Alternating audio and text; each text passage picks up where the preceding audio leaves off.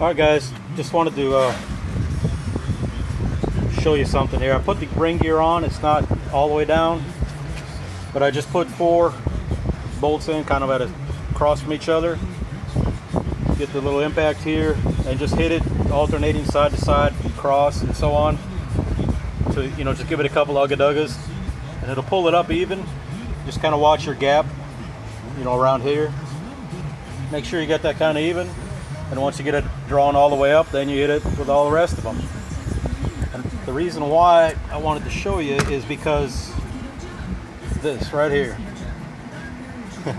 I found out if you got a 456, you cannot get this pin out unless the ring gear is off, or I guess what the off-road guys and I think Rod mentioned it too, you can take and grind a couple of teeth down to get some clearance.